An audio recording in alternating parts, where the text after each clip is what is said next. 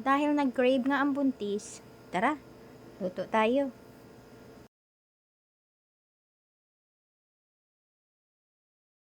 Ayan pala ang mga ingredients. Yung paminta po, optional lang.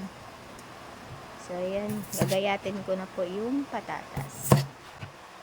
Sa paghihiwa po ng patatas, dahan-dahan lang, baka madagdagan ng ingredients natin yan.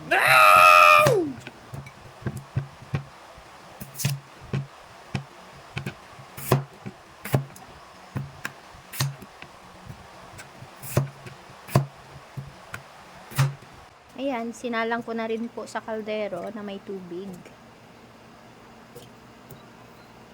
Natin patagalin to kasi gutom na kaming dalawa. Uy! Hindi ko rin po masyado inugasan yung patatas dyan kasi babalatan ko pa din naman po yan kaya mahuhugasan ko pa siya. So ayun, napuyan ko na nga. Yan, kumulo na, di ba? Bilis lang. Siguro mga 20 minutes ko pinakuluan yan. Or more than. Na po ang bahala, pakuluan nyo na isang oras para mas malambot. Kasi dito yung akin, medyo matigas. Ha? Matigas! Oh my God.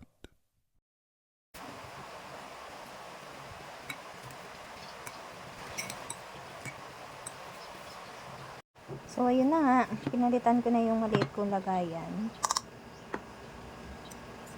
Then, nilagay ko na rin yung ingredients ng cornstarch, tsaka cheese, tapos yung asin. Then, yung paminta, optional lang po yan. So, ayan.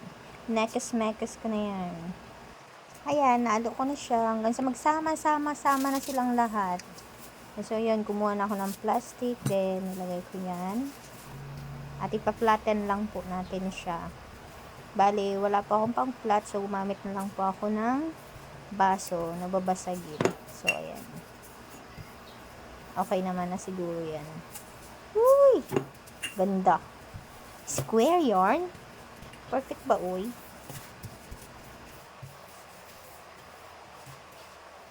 So, ayun, piniprepare ko na rin siya. Inati ko siya into 2.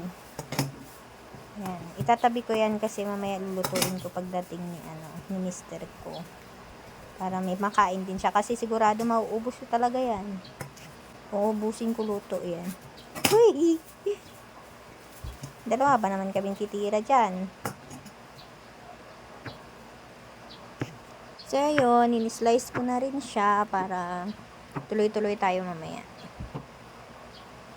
Kayo na rin po ang bahala kung gaano kahaba or kaikli.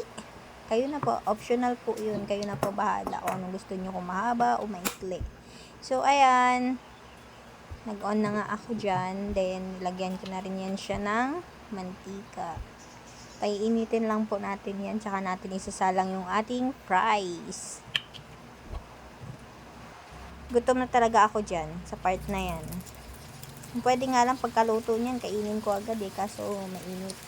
Baka mapaso tayo. Ayan, yun isa-isa ko siya paglagay. Then, brown.